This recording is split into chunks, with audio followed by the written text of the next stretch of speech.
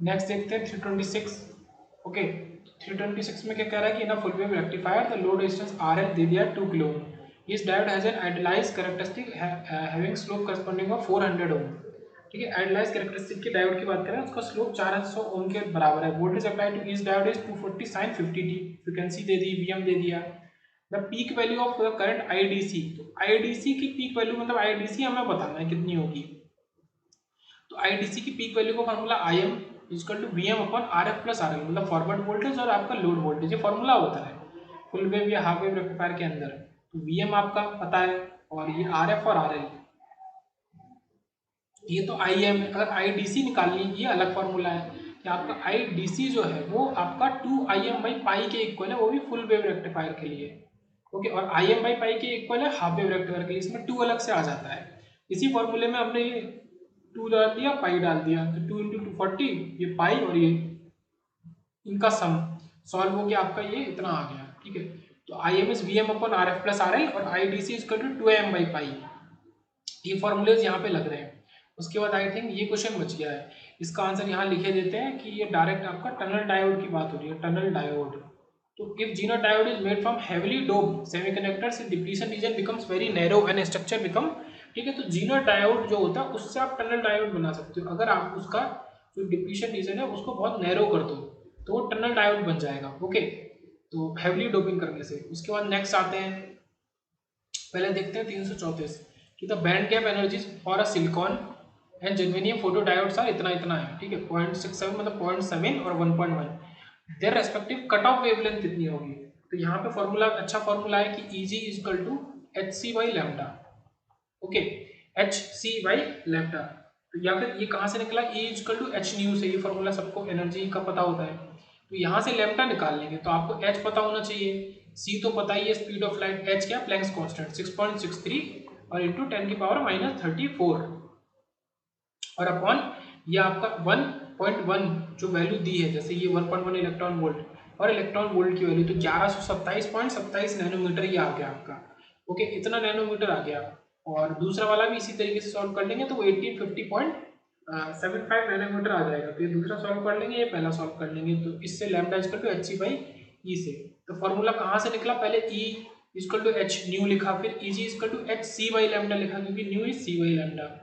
उसके बाद इस क्वेश्चन में आते हैं for a series silicon diode configuration shown below the current ID is. ठीक है, इस कॉन्फ़िगरेशन के लिए करंट आईडी क्या होगी, ये करंट ये आपको दे दिया है 8 वोल्ट, ये आपका यहाँ पे 2.2 ओम है।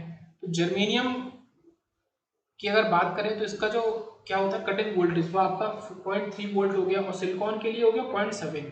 तो यहाँ पे केवीएल लगा देंगे इस पूरे में, ये इन्होंने ये किया, ये केवीएल ही लगाई है, इसको आईडी मान लिया केवीएल।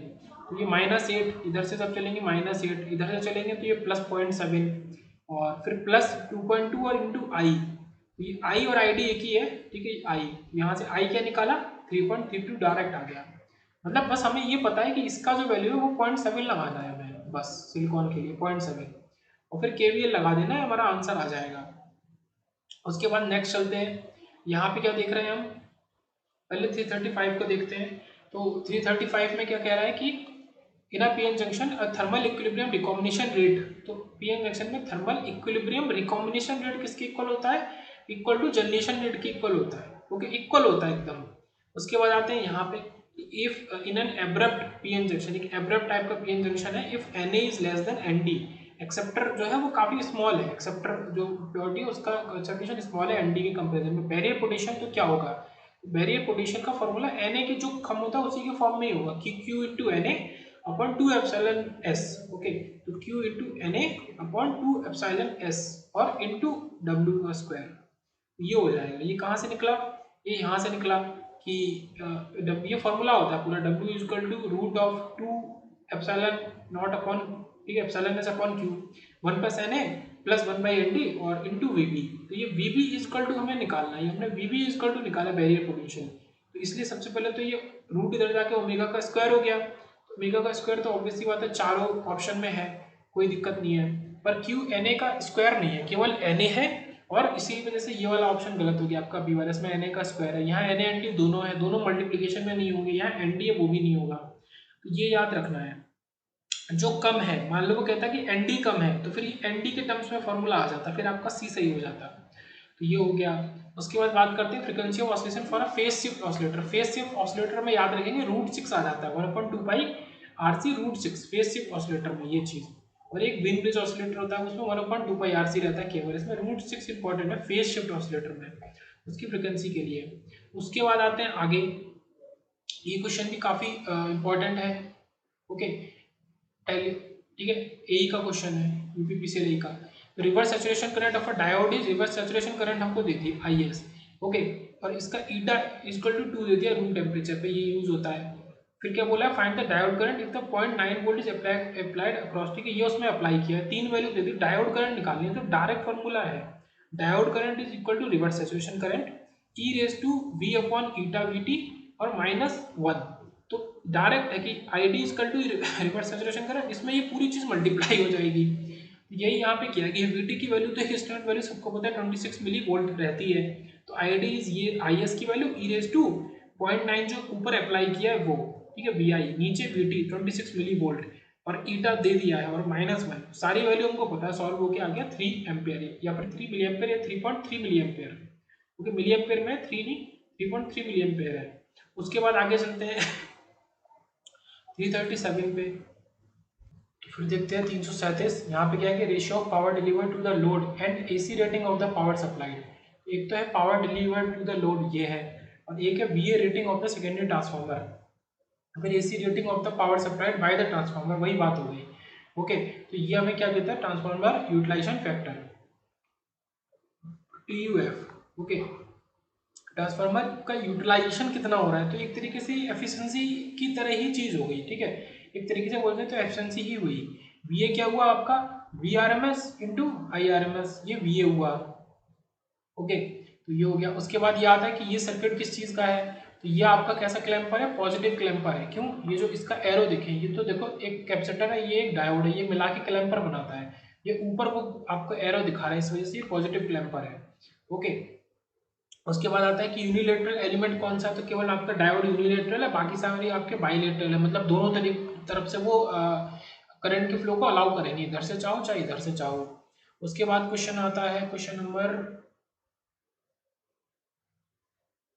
ये क्वेश्चन देख लेते हैं। यहाँ पे डायरेक्ट आंसर देखते हैं कि ये ND दिया है, NA दिया है, NI दिया है, ईटा दे दिया है, 1 उसका कोई मतलब नहीं, 1 हो गया। बिल्ट इन वोल्टेज की बात करेंगे तो बिल्ट इन वोल्टेज का फॉर्मूला आपका VT ln और आपका NDNA और अपॉन NI का square. Okay, NDNA upon NI का स्क्वायर, तो ये लगाएंगे। VT आपका वही 26 मिली वोल्ट या 25 मिली वोल्ट, जो आप चाहे वो ले सकते हैं। तो 5 क्या आ गया, VT बाहर तो 25 मिली वोल्ट लगा दिए, LN ये ND लगाया ग्रीन से, ये ग्रीन सर्कल के अंदर, ये लगाया NA और नीचे NI का स्क्वायर, सॉल्व कर लेंगे और उसका लॉग ले लेंगे, आंसर आपका आ जाएगा। तो आंसर ये आ गया आपका 0.78 वोल्ट। ओके, तो ये फॉर्मूला यहाँ पे इंपॉर्टेंट है। 5T जो है ये क्या है आपका बिल्ट इन वोल्टेज, तो बिल्ट इन वोल्टेज का फॉर्मूला VT, मतलब VT आपका जो ये KT/Q वाला होता है, KT/Q वाला होता है 26 मिली वोल्ट VT, तो ये हो गया, ठीक है, VT ln NDNA upon NI square. उसके बाद ये क्वेश्चन है, इसको भी डायरेक्ट देखते हैं। इसमें क्या है कि आपका एप्सिलॉन जो है वो एप्सिलॉन नॉट एप्सिलॉन आ रहा है। यहाँ पे W डिप्लीशन की बात करें, डिप्लीशन विथ की, डिप्लीशन विथ का फॉर्मूला क्या दे रहा है, डिप्लीशन विथ जो है वो इक्वल टू आपका क्या हो गया, √2 एप्सिलॉन और 5 और अपन Q और फिर ND, ठीक है, ये 5 वही बिल्ट इन वोल्टेज।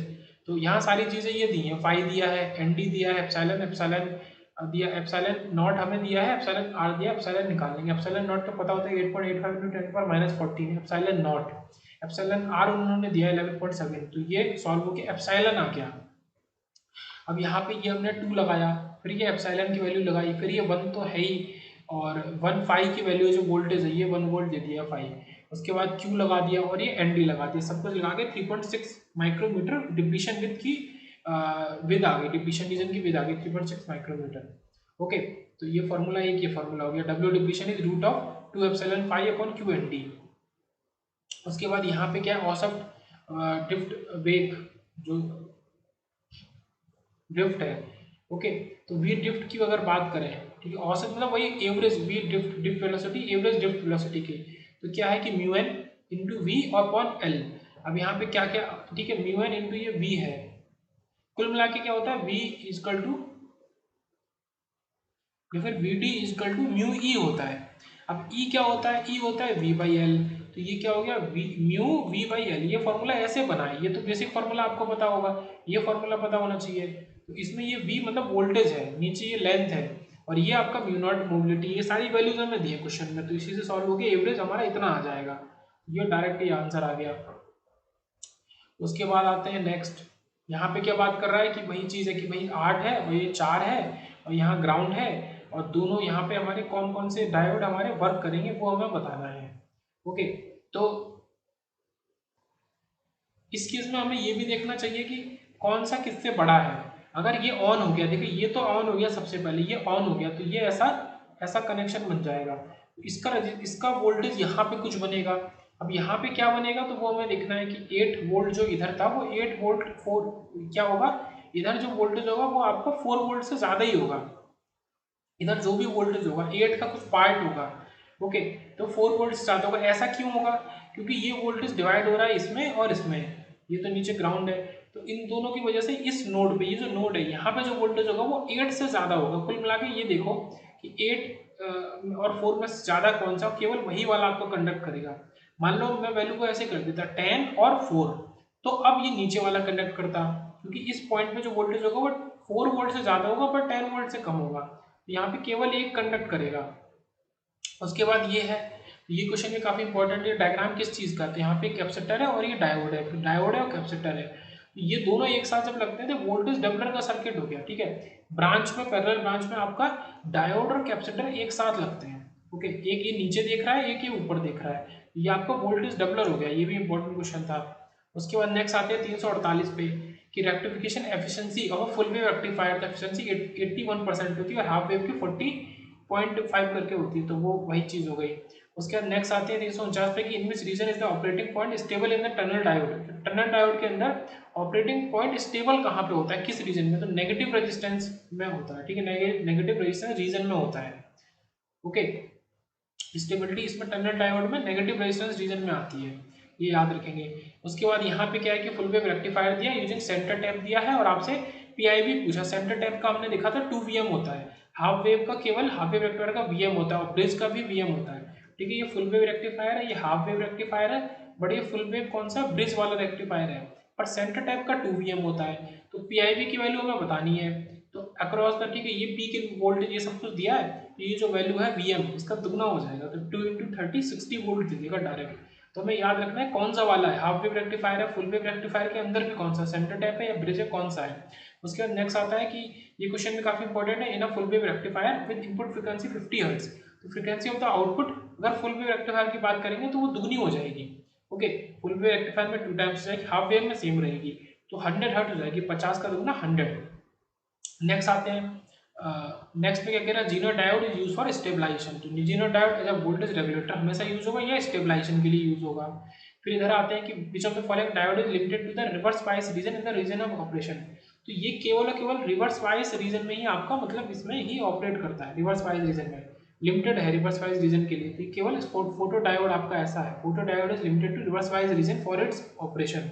ओके, तो शॉर्ट की टर्नल रेक्टिफायर फोटो डायोड में से फोटो डायोड। उसके बाद 351 पे आते हैं, the output voltage V note of the circuit in the, ठीक है, सोन आउटपुट वोल्टेज बताना है।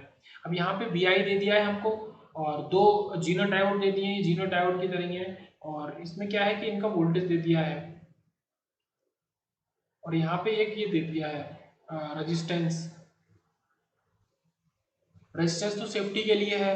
ओके, वी आउट हमसे पूछा है, वी आउट का क्या है कि सीधा सा ये दोनों ही ऑन हो जाएंगे, हमें ये देखना है ये ऑन होंगे कि नहीं। जैसे 13 वोल्ट है, यहाँ पे कुछ 13 वोल्ट से कम होगा पर पॉजिटिव होगा, ये इसका पॉजिटिव साइड है, ये नेगेटिव साइड है, तो हमें ये देखना है हाँ इसको क्रॉस करना है, तो ये भी ऑन हो जाएगा, ये ऑन होगा तो ये भी ऑन हो जाएगा।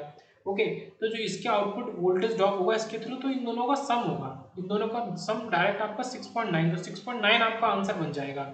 Okay, total. उसके बाद यहाँ पे आता है कि diode clipper circuit, output response for diode clipper circuit shown in the figure. ये डायोड क्लिपर सर्किट है, तो यहाँ पे ये आर है, ये आपका डायोड है, तो इसको देखते ही समझेंगे कि ये क्लिपर सर्किट है, but with the reference voltage, ये रेफरेंस वोल्टेज के साथ में है। तो आपको ये देखना है कि मतलब क्लिपिंग करेगा तो कहाँ से क्लिपिंग करेगा, ऊपर से करेगा कि नीचे से करेगा। इसमें क्या है, 4 ग्राफ दे दिए, एक में नन ऑफ द हो गया, एक में बोथ एंड भी, तो दोनों तो होंगे नहीं, या तो ये होगा और या तो वो होगा, तो यहाँ पे एक आंसर होगा। तो ऑब्वियसली बात है ईदर और है, मतलब यहाँ पे दो ही ऑप्शन हो गए, ए और बी। ओके, तो ये कैसी क्लिपिंग करेगा कि वीबी ये है तो ये 0 वोल्ट है, तो 0 वोल्ट के नीचे का जो चीज है उसको क्लिप कर देगा पूरा। ओके, बाकी तो फिर देखो वही तरीका है कि आप इसमें केवीएल केसीएल लगाओ, फिर इसको चेक करो कि ये ऑन कब होगा। जैसे ये वीबी इधर, इसका पॉजिटिव इधर है, नेगेटिव इधर है, ये ऑन कब होगा, इसका नेगेटिव साइड ये है और पॉजिटिव साइड नीचे है। ओके, ऑन कब होगा, जब इसका पॉजिटिव साइड ज्यादा होगा, इधर ये नेगेटिव बन जाए, ये कुल मिला के ये वैल्यू नेगेटिव बन जाए, इधर की वैल्यू जो है ये नेगेटिव कब बनेगी, ऑब्वियसली बात है नेगेटिव साइकिल के लिए बनेगी। और ये पॉजिटिव तो 0 वोल्ट, यहाँ तो 0 वोल्ट फिक्स है, तो D1 ऑन होगा। जब D1 ऑन होगा तो हमें आउटपुट में क्या मिलेगा, 0 मिलेगा। अगर ये ऑन हो गया तो आउटपुट में 0 मिल रहा है, और ये ऑफ हो गया तो आउटपुट में क्या मिलेगा, तो वो आपको चेक करके पूरा, तो उस हिसाब से फिर ये निकल के आएगा। तो ये कुछ ऐसा आएगा। ओके, नीचे का क्लिप हो गया, ये जो पार्ट है ये वाला पार्ट है, ये पार्ट ठीक है, तो ये पार्ट क्लिप हो गया, तो ये हमारा डायग्राम, ये पहला वाला डायग्राम हो जाएगा।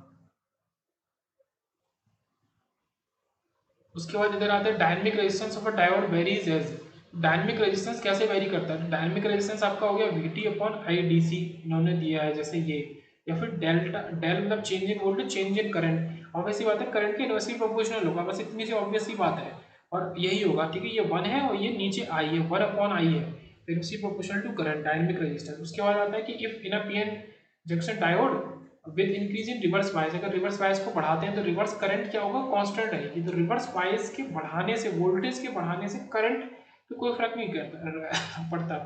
जो रिवर्स करंट है वो आपकी एक बार जितनी मतलब पहुंच गई अपने पीक पे तो फिर वो कांस्टेंट रहती है, उतनी फ्लो करती है। फिर बात है मीन फ्री पाथ, कि मीन फ्री पाथ जो है ऑफ इलेक्ट्रॉन डिफ्ट इंक्रीजेस विद किसके संग बढ़ता है, तो मीन फ्री पाथ जो आपका प्योरिटी के संग बढ़ता है। इसका मतलब क्या है कि इम्प्योरिटी के संग घटता है, अगर आप इम्प्योरिटी ऐड करेंगे ओके, तो जो मीन फ्री पाथ है इलेक्ट्रॉन्स का वो हमारा लेस हो जाएगा।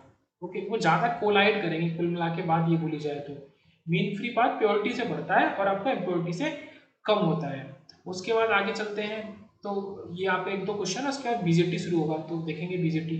356 पे आते हैं कि if a donor type impurity is added to the semiconductor then at a given temperature the Fermi level, अगर डोनर टाइप आपने करी है ऐड तो मतलब हो गया एन टाइप हो गया, तो फर्मी लेवल कहाँ जाएगा, ऑब्वियसली बात है कंडक्शन बैंड की तरफ जाएगा, और पी टाइप होगा तो वैलेंस बैंड की तरफ जाएगा, है ना।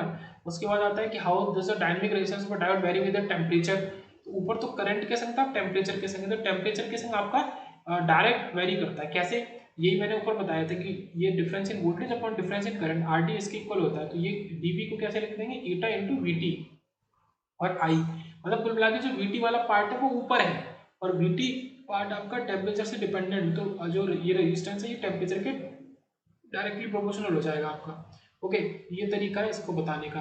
फिर यहाँ पे आता है input resistance is least in the case of, ये क्वेश्चन बहुत ही ज्यादा इंपॉर्टेंट है, ये पूरा टेबल बहुत इंपॉर्टेंट है।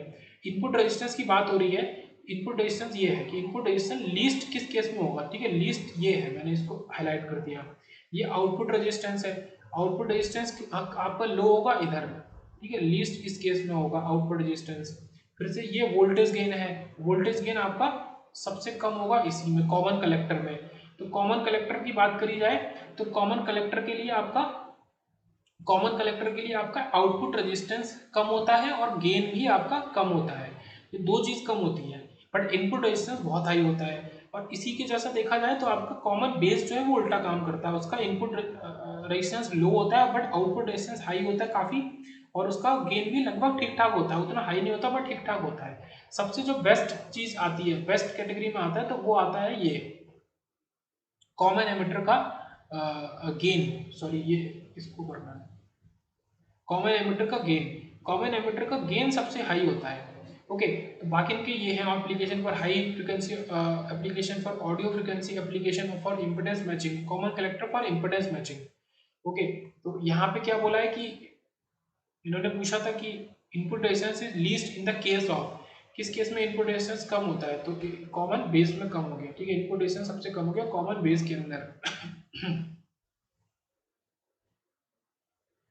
और बाकी ये टेबल तो इंपॉर्टेंट है ही। फिर यहाँ पे आता है कि सामान्य उत्सर्जक मोड में एक आदर्श बीजेटी का VCE और आपका आईसी क्या होगा, ये उत्सर्जन में सैचुरेशन मोड, सैचुरेशन मोड में वीसीई और आईसी की वैल्यू क्या होगी, तो सैचुरेशन मोड में आईसी तो टच कर जाएगी आईसी सैचुरेशन पे, आईसी सेट को। ओके, तो ये जो दो जीरो वाले ऑप्शन है ये तो गलत हो गए, अब या तो आईसी सेट ये होगा या ये होगा। अब वीसीई हमें बताना है कि वीसीई मतलब ये कलेक्टर तो एमिटर वाला वोल्टेज ये क्या होगा, ये जीरो हो जाएगा जबकि सैचुरेशन को आपका टच करेगा, तो ये 0, आईसी सेट ये सही आंसर हो जाएगा। उसके बाद आता है कि वोल्ट वोल्ट वोल्टता वोल्टता रेगुलेटर में मुख्यतः प्रयोग किए जाने वाला नियंत्रण डिवाइस कौन सा, नियंत्रण तंत्र आपका बीजेटी है वोल्टेज रेगुलेटर में। फिर आता है कि इन एनपीएन टाइप का ट्रांजिस्टर है, मेजोरिटी कैरियर आपका बेस के अंदर क्या होगा, तो आपको ये देखना है कि एनपीएन है, एनपीएन है, बेस बीच में होता है, ये आपका एमिटर है, कलेक्टर, बेस में क्या हो गया, पी आ गया तो होल हो गया इसकी वजह से, क्योंकि बेस में पी है। उसके बाद आता है बट ओवरऑल पूछते, ओवरऑल मेजोरिटी कैरियर आपका यहाँ पे इलेक्ट्रॉन हो जाता है, बट बेस के अंदर वो आपका होल हो गया। उसके बाद आता है circuit design to increase the level of its input signal, तो इनपुट सिग्नल के लेवल को बढ़ाने के लिए ऑब्वियस सी बात है क्या यूज होगा, एक एम्पलीफायर यूज कर सकते हो। Okay, amplifier is amplitude plus magnifier. उसके बाद आता है विच of the following is not amplified by, तो क्या एम्पलीफाइड नहीं होता मतलब वो हमें बताना है, तो रेजिस्टेंस की वैल्यू को एम्पलीफाई थोड़ी करेगा। ओके, इनमें से किसका प्रवर्धीकरण नहीं किया जा सकता, ओके, कांट बी एम्पलीफाइड, तो रेजिस्टेंस कांट बी एम्पलीफाइड। फिर ये काफी इंपॉर्टेंट क्वेश्चन है, Early effect in BJT is related to, Early effect आपका किससे रिलेटेड है, बेस नैरोइंग से, जो आपका बेस है, ये जो बेस है बीच वाला ये कम हो रहा है, इसको दोनों तरफ से ढकेल के कम कर दे रहे हैं, तो बेस नैरोइंग को हम अर्ली इफेक्ट मतलब से जोड़ते हैं। उसके बाद आता है for normal operation of transistor का कलेक्टर बेस जंक्शन, तो normal operation of transistor, normal operation transistor के लिए ये आपका एमिटर, ये बेस, ये कलेक्टर जंक्शन है, तो कलेक्टर बेस जंक्शन हमेशा मेरा क्या होना चाहिए, रिवर्स वाइज होना चाहिए। ओके, कलेक्टर बेस जंक्शन को रिवर्स वाइज करने के लिए जैसे मान लो ये एन पी एन है, तो रिवर्स वाइज के लिए पी को नेगेटिव से जोड़ेंगे, एन को पॉजिटिव साइड से जोड़ेंगे, तो ये किस तरीके से कुछ होता है इसका polarity. Okay, N P N अगर ये है तो ये रिवर्स वाइज कर दिया। उसके बाद इधर आते हैं वापस, वापस में क्या रहा है कि base on the choice of Q question point on the current voltage characteristic of the transistor, the amplifier से क्लासिफाइड है, तो एम्पलीफायर को कैसे क्लासिफाई कर सकते हैं, मतलब क्या क्लासिफिकेशन है एम्पलीफायर का, तो ए बी सी और ए पी, ठीक है, एक ए बी है, एक ए बी और सी है, इस तरीके से आपके एम्पलीफायर है, पहले सी आएगा, फिर बी आएगा, फिर ए बी आएगा और फिर ए आएगा, ए सबसे मतलब सिंपल और कम एफिशिएंसी वाला होता है। फिर बात करते हैं common base configuration refers to the configuration of a, किसका कॉन्फ़िगरेशन, ठीक है, ट्रांजिस्टर का कॉन्फ़िगरेशन, ये तो पता ही अभी देखा। उसके बाद आता है कि ये ध्रुवीय ट्रांजिस्टर में कौन सी धारा का मान सबसे ज्यादा होगा, मतलब कौन सी करंट की वैल्यू सबसे ज्यादा होती है, तो एमिटर करंट सबसे ज्यादा होती है, और एमिटर करंट ही बेस करंट और कलेक्टर करंट के सम की इक्वल होती है। उसके बाद आता है ट्रांजिस्टर को कहाँ यूज करते हैं, transistor are used in second generation computing devices में यूज करते थे ट्रांजिस्टर को, ओके, सेकंड जनरेशन में। उसके बाद आता है transistor are mostly use as amplifier की तरह मोस्टली यूज किया जाता है ट्रांजिस्टर्स को। फिर आता है transistor can be destroyed in a circuit by, ठीक है, ये transistor can be destroyed in a circuit by excessive heat, अगर हमने दे दी तो हमारा ट्रांजिस्टर डिस्ट्रॉय भी हो जाएगा। उसके बाद आता है क्वेश्चन नंबर 371 की mostly heavily doped region in a BJT is, तो हेवीली डोप्ड रीजन बीजेटी में एमिटर होता है, देन कलेक्टर होता है और देन बेस होता है।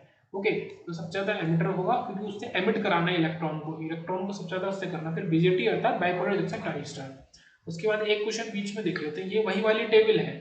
ओके, ये कॉमन बेस है, दिस इज कॉमन कलेक्टर और बीच में कॉमन एमिटर, कॉमन एमिटर का जो वोल्टेज लाभ है ये लगभग लिखा हुआ है यहाँ 100, वहां पे अलग लिखा था। ओके, तो ये सब चीजें हैं। तो यहाँ पे पूछा क्या है कि पूछा ये है कि the transistor configuration producing highest output resistance, highest output resistance हमने क्या लिखा था, किसका होता था, हाईएस्ट आउटपुट रेजिस्टेंस हमारा किसका है, कॉमन बेस का, क्योंकि कॉमन बेस का ही आउटपुट रेजिस्टेंस हाईएस्ट है और इनपुट लोएस्ट है, इनपुट कम है। इसी का उल्टा इसका कॉमन कलेक्टर का है, यहाँ लगभग 1 मेगा ओम में है और यहाँ लगभग कम है, बट उतना कम नहीं है इनपुट रेजिस्टेंस की अगर बात करें तो, सॉरी आउटपुट रेजिस्टेंस की बात करें तो आउटपुट ये है, आउटपुट ये हाई है, हाई, और ये इनपुट लो है, ये किसका का है, ये बेस का है, कॉमन बेस, ये कॉमन कलेक्टर, ये हाई है, इसका इनपुट रेजिस्टेंस हाई है, बट ये मीडियम कह सकते हैं आउटपुट। तो हाईएस्ट आउटपुट रेजिस्टेंस किसका हो गया, कॉमन बेस का। उसके बाद कुछ क्वेश्चन तो हो ही गए थे, ये 1-2 क्वेश्चन बचा है कि बेस लेंथ इंक्रीजेस ट्वाइस, अगर बेस लेंथ को 2 गुना बढ़ा दिया तो diffusion capacitance of a bipolar transistor क्या होगा, तो बेस लेंथ 2 गुना बढ़ा तो डिफ्यूजन कैपेसिटेंस 4 गुना बढ़ जाएगा। ओके, तो ये बेस लेंथ जो है वो डिफ्यूजन कैपेसिटेंस उसके 2 गुने के इक्वल होता है, ठीक है, डिफ्यूजन कैपेसिटेंस सी डी, ठीक है, 2 टाइम्स ऑफ बेस लेंथ। अगर बेस लेंथ 2 गुना बढ़ाई तो वो 4 गुना बढ़ जाएगा। उसके बाद ये क्वेश्चन है, ये तो डिटेल में क्वेश्चन है। ओके, तो इसको छोड़ देते हैं, क्वेश्चन को स्टार मार्क लगा के इसको बाद में देख लेंगे। आगे चलते हैं, जो शॉर्ट शॉर्ट क्वेश्चंस हैं, जैसे कि 380, यहाँ पे क्या कह रहा है कि transistor terminal current is positive, transistor की टर्मिनल करंट पॉजिटिव होगी कब, when electrons flow out of the transistor at the terminal, जब उससे इलेक्ट्रॉन निकलेंगे। ओके, जब टर्मिनल, जैसे टर्मिनल, इस टर्मिनल के बाहर क्या है, इलेक्ट्रॉन निकल रहे हैं, तो करंट उल्टी जा रही है, करंट इसके अंदर जा रही है, इलेक्ट्रॉन इधर बाहर जा रहे हैं, तो करंट की कन्वेंशनल जो डायरेक्शन है वो इसके अंदर जा रही है, तो वो पॉजिटिव हो गई, इसमें अंदर जाती हुई चीज पॉजिटिव हो गई। ओके, जैसे रजिस्टर है, रजिस्टर में करंट यहाँ से घुस रही है, तो करंट इधर अंदर जा रही है इसकी, तो ये पॉजिटिव साइड तो हम मानते हैं। इसका क्या मतलब है कि इलेक्ट्रॉन इससे इधर जा रहे हैं वापस डायरेक्शन में। उसके बाद आता है, in a common emitter connected transistor amplifier with voltage gain A B, capacitance CBC is amplified by a factor. किस फैक्टर से एम्पलीफाइड होता है, तो 1 प्लस वोल्टेज गेन से एम्पलीफाइड होता है। सीबीसी जो है, कैपेसिटेंस इज 1 प्लस एबी, ये याद रखेंगे, शक्ति प्रवर्धक एबी इंटू ए, वोल्टेज प्रवर्धक और धारा प्रवर्धक, मतलब ये है कि वोल्टेज गेन और करंट गेन, ठीक है, ये वोल्टेज गेन है, ये करंट गेन है, ये तो आपका पावर मतलब हो गया, ये तो अलग चीज हो गई। ये सीबी जो है वो 1 प्लस एबी के इक्वल है, कोई भी एबी क्या है, वोल्टेज गेन है, ये याद रखेंगे। उसके बाद आता है इधर कि dash transistor is most suitable for high frequency circuit, high frequency circuit के लिए ग्रोन डिफ्यूजन, ये काफी इंपॉर्टेंट पॉइंट है, ठीक है, ग्रोन डिफ्यूजन जो ट्रांजिस्टर है वो हाई फ्रीक्वेंसी सर्किट्स के लिए यूज करते हैं, होना चाहिए, ठीक है, इंपॉर्टेंट पॉइंट है ग्रोन डिफ्यूजन। उसके बाद आता है नेक्स्ट 378 की if a transistor operates at the middle of the load line and decrease in the current gain will move the Q point. अगर एक ट्रांजिस्टर मिडिल में ऑपरेट कर रहा है लोड लाइन के, तो उसमें जो करंट गेन को अगर डिक्रीज करेंगे तो आपका क्यू पॉइंट भी नीचे जाएगा। ओके, करंट गेन जो है आपका, तो वो अगर डिक्रीज हो रहा है तो क्यू पॉइंट भी डाउन जाएगा, ठीक है, एक तरीके से कह सकते हैं कि ये नीचे जा रहा है, ये भी डायरेक्टली प्रोपोर्शनल हो गए। उसके बाद यहाँ पे आते हैं कि डोपिंग की बात करें, एमिटर की सबसे ज़्यादा डोपिंग हो गई हैवी, उसके बाद बेस की हो गई लाइट, और इस तरीके से कलेक्टर की डोपिंग हो गई मॉडरेट, क्योंकि डोपिंग के ऊपर बढ़िया क्वेश्चन उन्होंने डायरेक्ट पूछ लिया था। फिर आता है कि highest operating frequency can be expected in case of, सबसे ज़्यादा ऑपरेटिंग फ्रीक्वेंसी आपकी बीजेटी के अंदर ही मिलती है। ओके, ये क्वेश्चन भी ठीक है, ये क्या था, grown diffusion, high frequency circuit में ट्रांजिस्टर जो है वो ग्रोन डिफ्यूजन टाइप का यूज करना चाहिए। उसके बाद आता है conventional flow of current in PNP, PNP में कन्वेंशनल फ्लो ऑफ करंट क्या होगा। ओके, तो इधर से इधर क्या जाएगा, होल जाएगा, होल्स जाएंगे ना, और होल्स ही कन्वेंशनल करंट की होती है, तो ये एमिटर, बेस और कलेक्टर, एमिटर टू बेस जो है वही आपकी कन्वेंशनल करंट की डायरेक्शन होगी, तो यहाँ तो ये पॉइंट ठीक हो गया। उसके बाद आता है क्वेश्चन नंबर, ये क्वेश्चन बहुत इंपॉर्टेंट है, पहले इसको देखते हैं। The following transistor configuration has the highest input impedance, तो हाईएस्ट इनपुट इंपीडेंस की बात करेंगे तो वो कॉमन कलेक्टर होगा, इसका इनपुट इंपीडेंस हाईएस्ट है। ओके, इसको एक बार चेक कर लेते हैं। हाँ, इनपुट इंपीडेंस कम सबसे होगा कॉमन बेस का और ज्यादा होगा कॉमन कलेक्टर का, ऐसे ही इनपुट इंपीडेंस सबसे ज्यादा होगा, ठीक है, आउटपुट इंपीडेंस सबसे ज्यादा होगा कॉमन बेस का, और सबसे कम होगा किसका होगा, कम इसी का होगा, कॉमन कलेक्टर का, ठीक है, ये आउटपुट इनपुट इंपीडेंस अपोजिट इनके लिए काम करते हैं। ओके, ये ठीक है, तो यहाँ पे क्या था, यही था कि ये तो हो गया था, ये अच्छा डायरेक्ट कर रहे थे। 385 की फॉलोइंग टाइप से कॉन्फ़िगरेशन है हाईएस्ट इनपुट इंपीडेंस, तो सी हो गया। अब इसमें एक चीज़ और है 385 में ही, कि इस विन्यास को एमिटर फॉलोअर भी कहते हैं, एमिटर फॉलोअर, ये सी, ठीक है, ये एमिटर फॉलोअर क्या होता है कि आपका जो इनपुट इधर दे रहे हैं तो आउटपुट भी ये आपको इस तरीके से मिल रहा है, एमिटर फॉलोअर सेम आपको मिलता है, क्योंकि सेम वोल्टेज दे देता है, तो गेन यहाँ पे यूनिटी के बराबर हो जाता है, तो कॉमन कलेक्टर में ऐसा होता है, एमिटर फॉलोअर जो कंडीशन है वो कॉमन कलेक्टर के अंदर होती है, ये याद रखेंगे। उसके बाद आता है क्वेश्चन नंबर 384 की लोअर जीबी प्रोडक्ट, जीबी क्या, गेन बैंडविड्थ प्रोडक्ट, ये क्वेश्चन शॉर्ट है, इजी है, lower GB product gain bandwidth product इसके लिए is the silicon. Okay, because इस उसका गेन जो होता है कम होता है, तो गेन जो है वो जर्मेनियम का ज्यादा होता है, तो लोअर गेन बैंडविड्थ प्रोडक्ट फिर किसका हो जाएगा, सिलिकॉन का, और हाइयर हो जाएगा जर्मेनियम का। बस यहाँ पे यही लॉजिक लग रहा था। उसके बाद आता है कि जब while designing a low noise amplifier what is the importance of noise resistance of a transistor, तो ट्रांजिस्टर के नॉइज रेजिस्टेंस का क्या काम है, जब हम क्या करते हैं एक नॉइज एम्पलीफायर को डिजाइन कर रहे होते हैं low noise, it tells how rapidly the noise figure increases as we move away from the optimum source impedance, ये बता रहा है, जो नॉइज रेजिस्टेंस है ये बता रहा है कि कितनी जल्दी नॉइज फिगर बढ़ेगा जैसे आप मूव करोगे, कहाँ से, as we move away from the optimum source impedance से आप मूव करोगे। ओके, तो ये मैं बताएगा कितनी जल्दी आपका नॉइज फिगर बढ़ेगा। तो नॉइज रेजिस्टेंस का ये काम होता है जब आप एक लो नॉइज एम्पलीफायर को डिजाइन कर रहे होते हैं। यहाँ से कह सकते हैं कि आपकी जो न्यूमेरिकल पार्ट है बीजेटी का वो शुरू होता है। तो देखते हैं नेक्स्ट, डायरेक्ट यहाँ पे फॉर्मूले देखेंगे। ओके, तो यहाँ पे फॉर्मूला आपका beta equal to alpha upon 1 minus alpha, और यहाँ से alpha equal to beta upon 1 plus beta होता है। ठीक है, तो अल्फा वाले में माइनस होगा, ये याद रखेंगे, मैंने बता दिया है, बाकी आप इसको देख लेंगे, क्वेश्चन देख ले सकते हैं आप, आईएसआरओ में पूछा है, बेल में पूछा है, सेल में पूछा है, ये इस तरीके से आया है। ओके, ये डायरेक्ट आपका बीटा इजकल टू इतना हो गया। उसके बाद नेक्स्ट क्वेश्चन देखते हैं, यहाँ पे क्या इस्तेमाल हो रहा है, पहले इधर देख लेते हैं, इनमें से कौन सा ट्रांजिस्टर उपयोगी धारा गेन देता है। तो गेन कॉमन एमिटर तथा कॉमन कलेक्टर, उपयोगी मतलब सही ठीक ठाक गेन, करंट गेन दे देते हैं।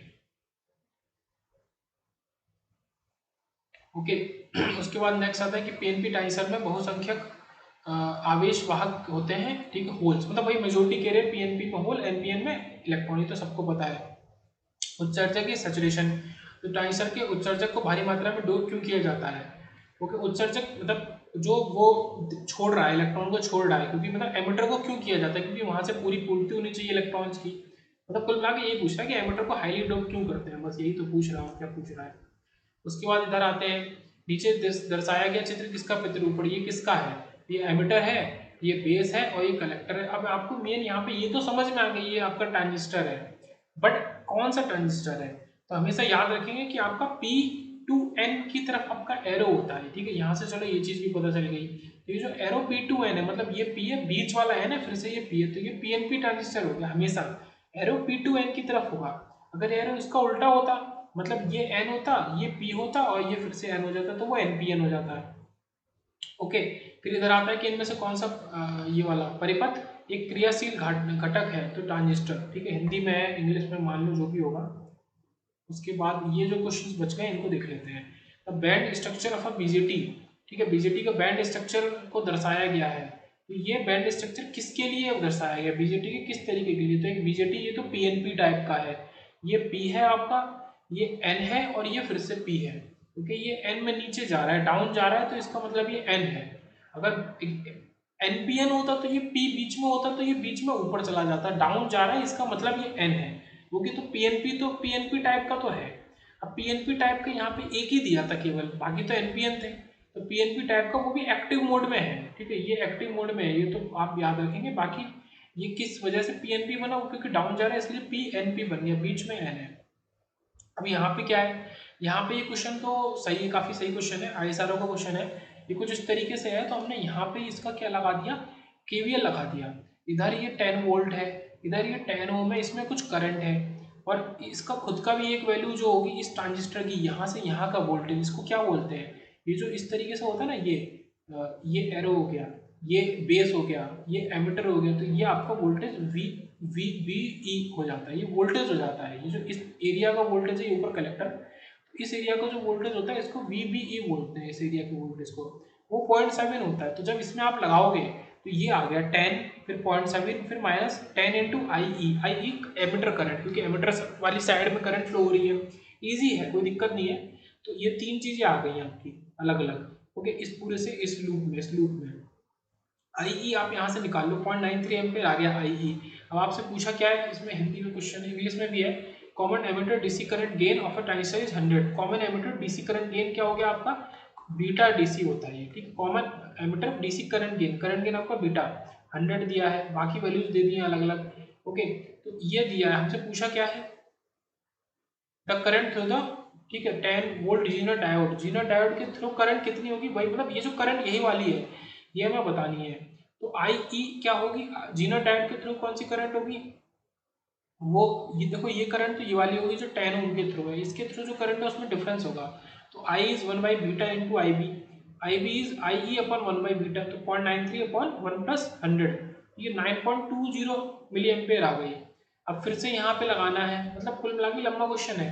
अब आपको जो कुल मिला के करंट इसमें निकालनी है, ये जो आपका डायोड बना है, ये जीरो डायोड, मतलब इस तरफ अलग करंट होगी, इसके देखो ये ट्रांजिस्टर के इधर ये अलग करंट होगी, बेस की साइड, और एमिटर की साइड अलग होगी।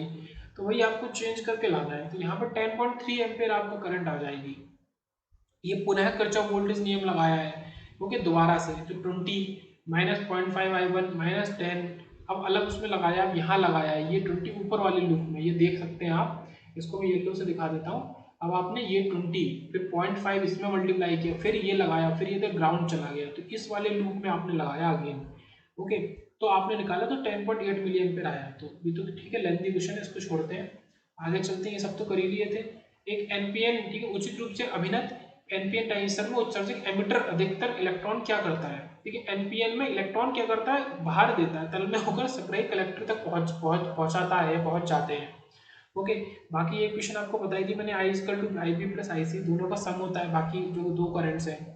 फिर ये फॉर्मूला आपने सॉल्व करके निकाला, और वैसे भी बता दिया है कि beta equal to alpha upon 1 minus ये।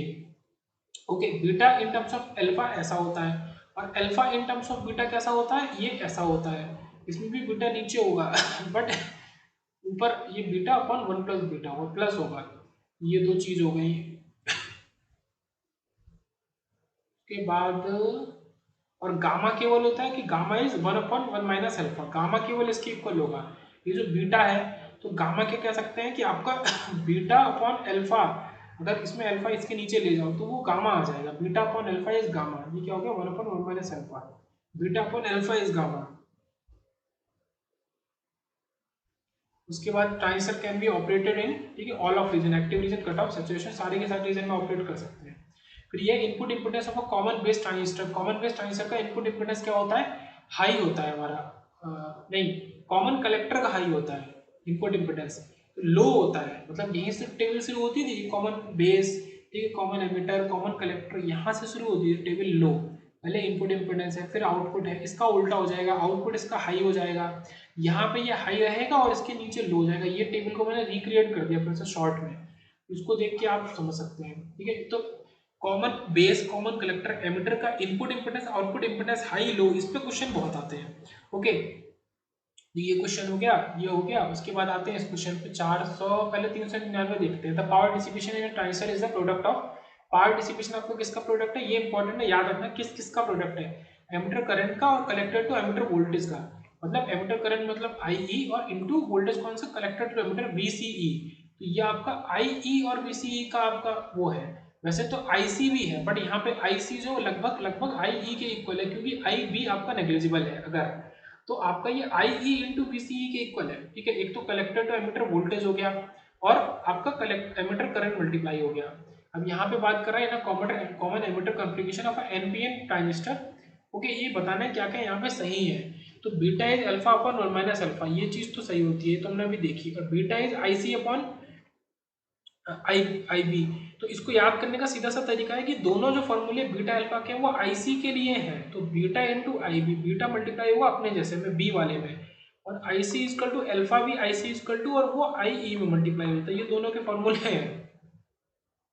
ओके, उसके बाद आगे देखते हैं, ये क्वेश्चन भी इंपॉर्टेंट है 401।